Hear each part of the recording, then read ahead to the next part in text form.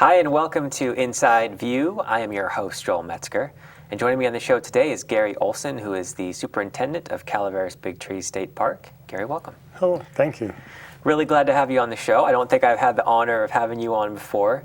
How long have you been heading up Big Trees? I've been at Big Trees now in the superintendent position for about 7 years. About 7 years. Okay, so actually you have some history there. And have you been in Calaveras for a long time, or did you come to Calaveras for the position? I came to Calaveras from San Diego. Oh, so you actually came quite a ways north there. Yeah, one of the jokes was that we had white stuff in San Diego. It was called sand, and they kept saying, we got white stuff and it's called snow. So what do you like better, snow or sand?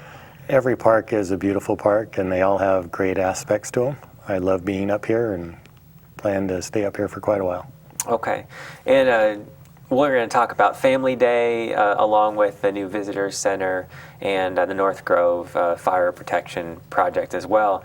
But before we get to those topics, I wanted to just ask you a little bit about your history so our viewers can know you a little better. So where did you grow up, first of all? I grew up in the Los Angeles area, San Fernando Valley.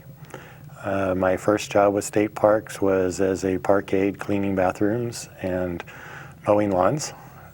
From there, I took a couple tests and got on the list and got hired on as a maintenance person, and went down to San Diego and worked in Old Town San Diego as a maintenance person for a year. Then I went to the academy, which is a peace officer standards training program up in Asilomar.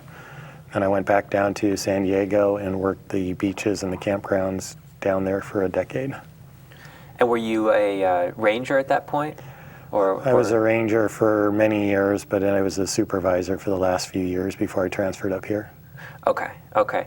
So going back, what led you to first even be interested in working for a state park?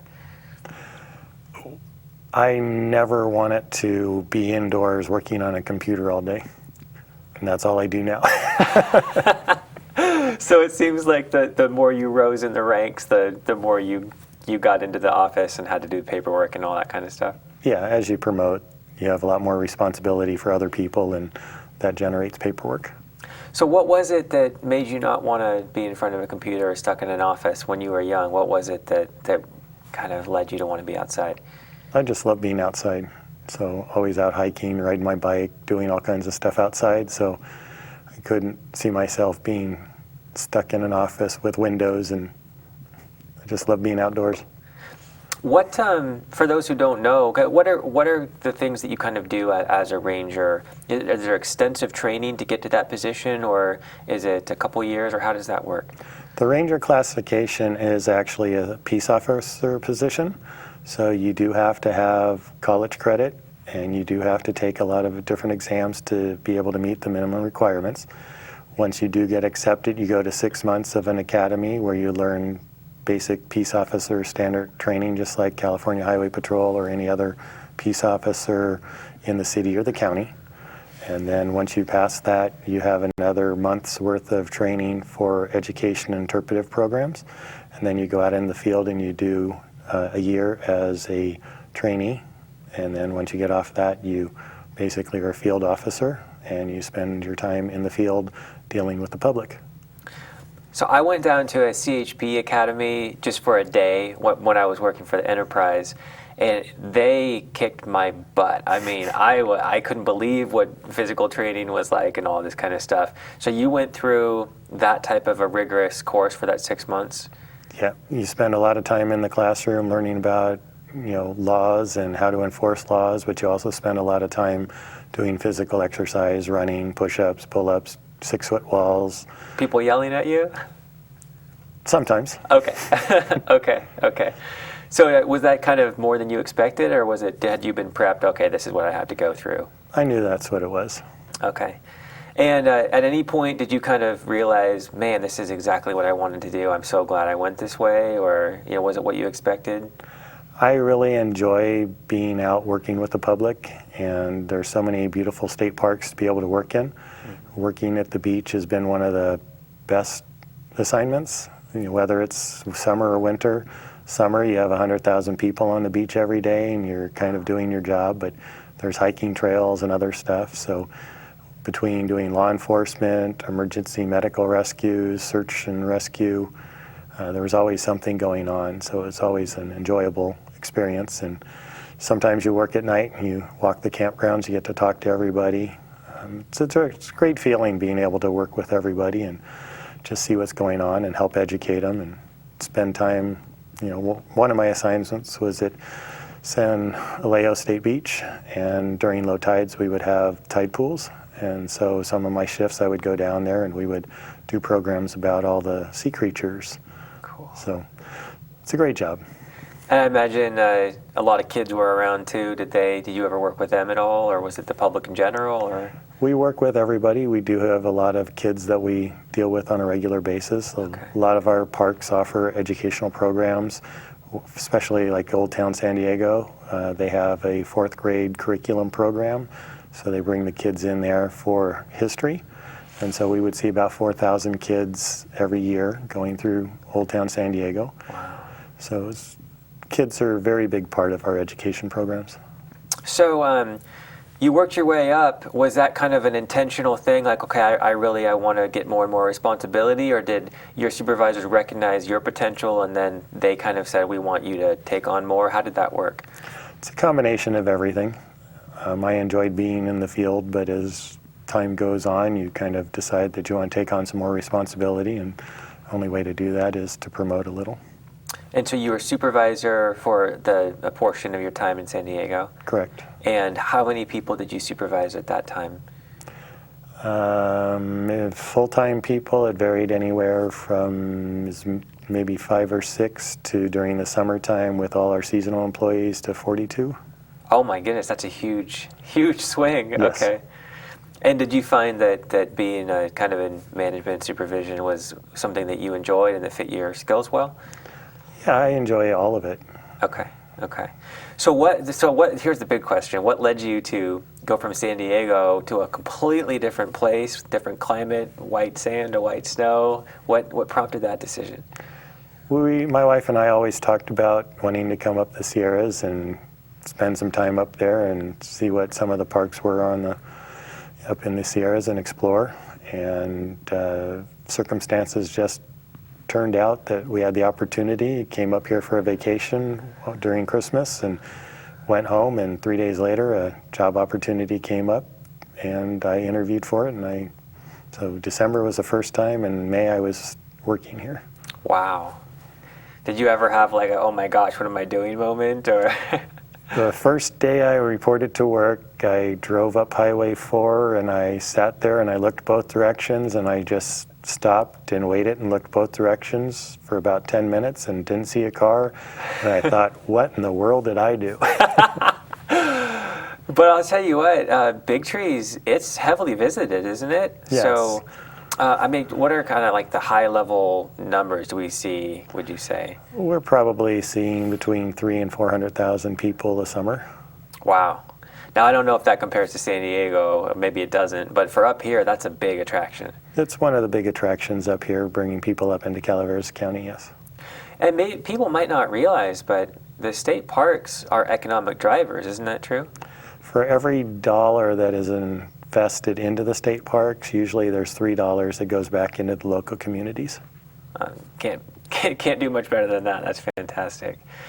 Okay, so superintendent of Calaveras Big Trees, is that pretty much you're the head honcho? Are you running the show up there, or do you work with other people? Or I work with other people. I do most of the day-to-day operational issues within the park, but then I also have supervisors, my bosses, they're at Columbia, but we do have 7 different parks in the area, so I do bounce around to several of them.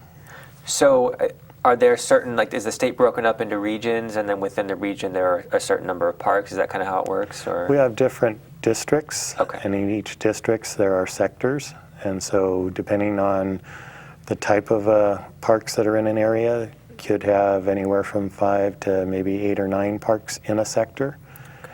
And they're usually fairly large geographical areas. And are you responsible for more than Big Trees then, or are you mainly focused on Big Trees? I'm stationed in Big Trees, but I also cover Caswell, which is down in Ripon off the 99. I also cover Indian Grinding Rocks, which is in Amador County. And I also do Bethany Reservoir, which is in south of the Alameda County. And I help out at Columbia periodically. How do you balance all of that with the distances? A lot of phone calls, a lot of emails, and quite a bit of driving. Okay, okay. So do you still spend most of your time in Big Trees, or just kind of a portion because you have to be at these other spots? Majority of my time is still at Big Trees, but I probably go to the other parks, once or twice a month, more than that sometimes. So since moving to Calaveras, what are some things you've noticed about the community and what it's like to live here? The community is amazing. Everybody seems to know each other. You see each other at all of the events, see each other at the post office, at the supermarkets. Everybody who's moved up in this area are pretty much transplants from other areas. A lot of people moving up here have higher educations. A lot of them share similar interests. That's why they moved up to this area. So I was actually quite surprised that it's a very educated, very thriving community with great music, great culture, great art. Yeah. It's fabulous. And where did you decide to make your home? We actually live in Forest Meadows outside of Murphy's. Beautiful community. Yes. I love it up there.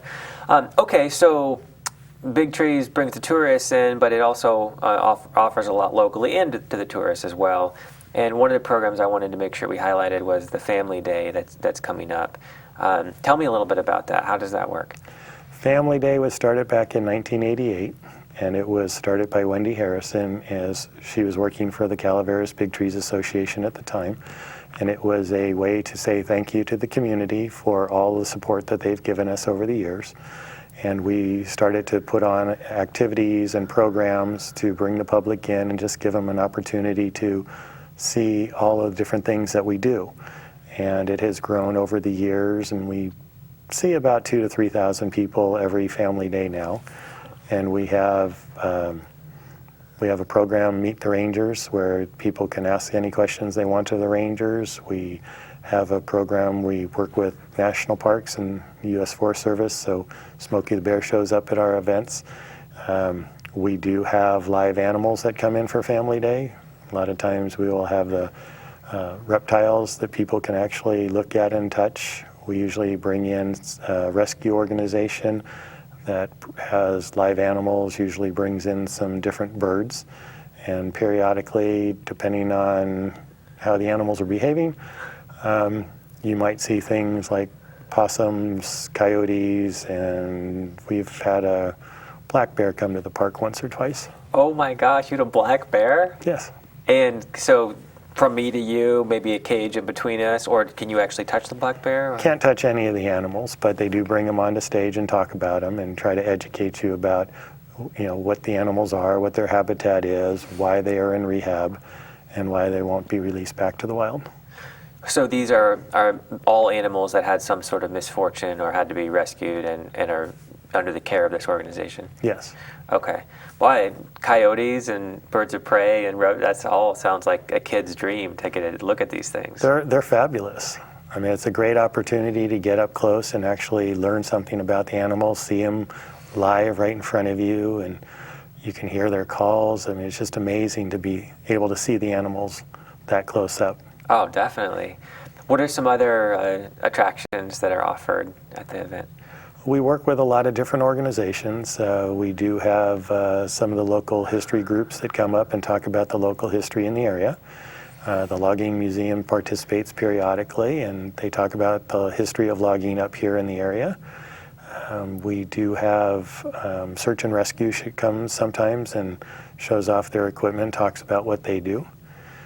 So we do have some local Miwoks who come up and talk about the Miwok culture that was in the area prior to Europeans coming in. So there's a whole variety. This year we have some of the people, the volunteers from Indian Grinding Rock, which will be coming over to talk about their park, and possibly some from Columbia, talking about the history of the gold rush. Okay. So we try to bring it into a well-rounded, there's lots to see and do, there's history, there's culture. We just try to get everybody to understand the richness of the culture that we live in. Not to mention you're surrounded by massive giant trees that you can go and enjoy as well. Always beautiful. So when does this event take place? We're going to have the event this Saturday, not this Saturday, following Saturday, Okay. 15th. Okay. And it starts from 10 o'clock till 4 o'clock. And all you have to do is pay the day use entrance fee. And the rest of the activities and things inside the park are free, unless you want to have lunch, and we'll have somebody in there selling lunch if you so choose. Or you could, I guess, you could bring a lunch too if you wanted to. Yeah, you're more than welcome to bring Well, stuff let's in. support the event and pay for lunch. That sounds good. Okay, so 2,000 to 3,000, you said, people? Yeah, 2,000 to 3,000 depending on the year. Okay, okay. And does this go toward any kind of fundraising for the Big Trees Association, or? It's not really a fundraiser, it's more of a thank you for the community. The monies that we do generate go back to help support paying for all of the different things that we do bring in for the event. Okay, so just more of a thank you and let's break even if we can. We always strive to break even. Okay, okay. So everyone who hasn't done that definitely should check that out. And I know this is a long ways away, but don't you also have a really fun winter event? And we won't talk much about that, but... We usually have a winter activity. Sometimes it's called Winter Wonderland. This year, not sure if they're going to call it Winter Wonderland, if they're going to call it Winter Mardi Gras. We're trying to change things up so that it's not always the same thing. But if we do have a nice winter and have snow on the ground, it's a nice place to come up. We do have a horse-drawn carriage that goes around the campground area, and it's not quite a sled ride, but it's as close as we can get, and the park is absolutely beautiful in the snow. So that's one to stay tuned for. Maybe we'll have you back to talk about that. Another thing I wanted to ask you is we're in the 4th consecutive year of drought, and I was wondering, is there any kind of effect on the park that's noticeable? Are the trees suffering at all? Is it exceptionally dry in the park? Anything like that? Every place in California right now seems to be suffering from the drought. We have not been given a pass. There's no exception. Normally, if you were to walk through the North Grove during the summertime in a normal year, you would still feel the moisture in the ground because the ground holds so much moisture. Right now, there is no moisture at all inside the grove, and so we are seeing a lot of impact on the trees. We haven't seen any major die-off on any of the large sequoias yet, but we are starting to see a lot more of the die-off on the smaller, lower, cedars, pines, things like that, and the bark beetle is definitely starting to get a hold in the entire forest area, so we're seeing a lot more die-off locally. Okay, and of course with drought comes fire, and as resistant as sequoias can be, that they are vulnerable. So I know that you're currently in the middle of a program to address that in North Grove. We have a resource program now that is funded for the next 3 years. And what we are currently doing is we're trying to eliminate what we call the ladder fuel. That's pretty much anything that grows between the ground level and about 20 feet. So we're reducing the number of dogwoods, firs, other things that would allow the fire to get from the ground to the canopy. The giant sequoias can survive very large fires as long as they don't get into the canopy. So if we can break that ladder between the ground and the canopy, we could take a very long, slow-burning, low-intensity fire. Would be very good for the health of the sequoias, and they would survive fine, provided they have some moisture in the bark to be able to help. So, if a fire came through right now, the sequoias would be in trouble because there's very little water in the bark itself. But during a normal winter, does the bark actually soak up like a sponge and just become saturated with water? If we have a decent rain, an inch or more, usually within 12 to 24 hours, you can actually walk up to the bark of the redwood and push on it, and you will actually see water running down. It absorbs that much water that quickly. Wow. So that's another layer of defense then. That is a huge amount of defense. So with the really thick bark down at the bottom, with that moisture barrier, they can sustain an intense amount of heat. When I walk through the North Grove, I see evidence of fire on some of the trees. Now, is that from many, many years ago, or have we had fire in the park at all recently? We haven't had any major fires in the park for quite some time. There have been lightning strikes over the years, so you will see lightning scars on some of the trees. There is a history of fire in the park. There hasn't been a major, large-scale fire in the park in many years. Part of what we're doing now with this resource project is removing the ladder fuels, so we do have piles that we're waiting to burn. We won't be able to burn those until we actually get some snow on the ground or get a fairly good amount of rain so that we have moisture in the ground so that we don't have a catastrophic fire. But overall, once we do get everything thinned down, we are hoping to be able to do a broadcast burn, which would allow us to get rid of a lot of the duff layer and put some of the nutrients back into the ground. Before man became so invasive into fire and so controlling of fire, is it fair to say fire probably did make its way through the park on a somewhat regular basis? We don't have a lot of historical evidence as far as how frequently are. We have some surveys and research that shows that about every 50 years there was a fire that went through prior to human intervention. Again, those would have been low intensity, slow moving fires because it would have just burned everything out of the way. Over the years, the process of not allowing anything to burn, we've kind of allowed the carrying capacity of the ground to get out of balance.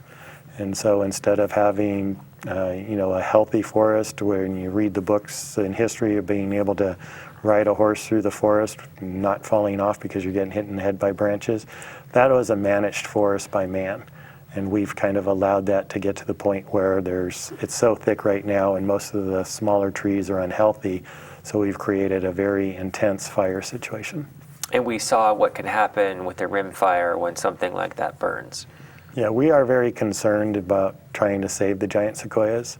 If we don't do things now to try to disrupt the fire and create fire lines around the actual groves themselves, it's very likely that we could lose the entire grove. There's a grove near Yosemite, I guess maybe in Yosemite. I don't know if it's the Mariposa Grove or another one, but the rim fire, I believe, came very close to that grove, and I want to say they lit a fire in advance of it just to try to have some control over it. But some of those trees got really damaged in that fire. Of course, they saved most of them, but you probably want to avoid any kind of a last-minute emergency decision like that and just have everything set well in advance. It's better for us to be able to be proactive and try to prevent the fire, because doesn't matter what we do as man, when nature gets a fire going with a strong wind behind it, you just can't stop it. Yeah. And so if we can create the fire breaks ahead of time, get it to the point where there's very little for the fuel, the fire to burn, it's beneficial for everybody, because then we can make wise decisions rather than making last-minute decisions.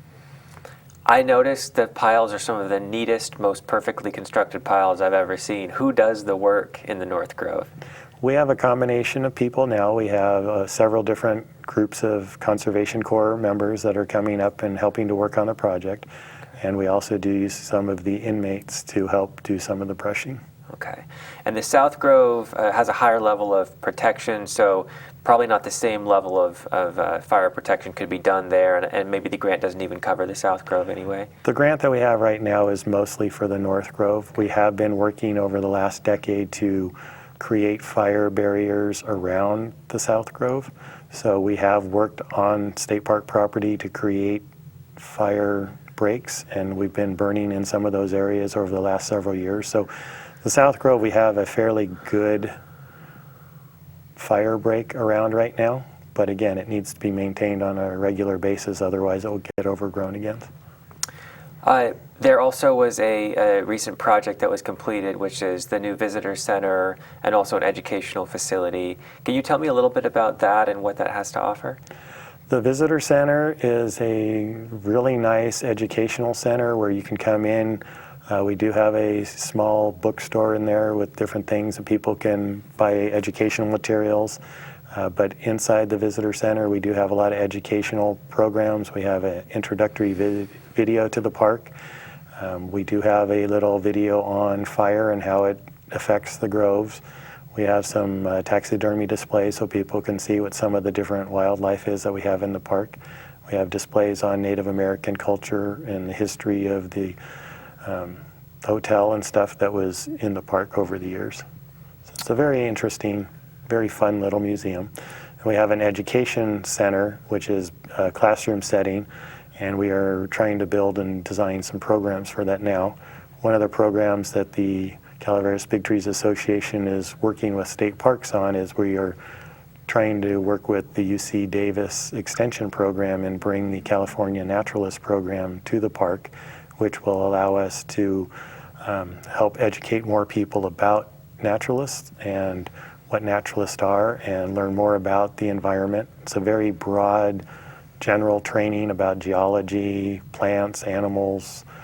It's a very nice, well-rounded program, and we're trying to, make Calaveras Big Trees a lot more community friendly and trying to bring a lot more education type programs to the park over the next several years. And these resources were in large part brought to bear by the Calaveras Big Trees Association, which has been a great partner for the park. Yeah, the actual funding for the education center and the visitor center, there was some money generated and donated by the Calaveras Big Trees Association, but most of it was from the Prop 84 money from several years ago that helped actually get the entire building built. Oh, excellent. All right. So lots of different sources, but that was the big chunk. Yeah. Calaveras Big Trees Association is a nonprofit working with California State Parks, and they do help put money back into the programs. So most of the education interpretive programs that we do offer, junior ranger programs, junior cubs, some of our guided walks, some of our special activities and events, training seminars where we bring in guest speakers, most of those are funded by the association from the nonprofit. Well, I'll tell you what, it seems like Calaveras Big Trees is just doing great things and continues to improve. So nice job, keep up the good work, and hope that you have a great attendance for the upcoming Family Day. Thank you. Thanks for coming on the show, Gary. Anytime. And thank you for joining me on this edition of Inside View. I'm your host, Joel Metzger, and I hope you join me next time.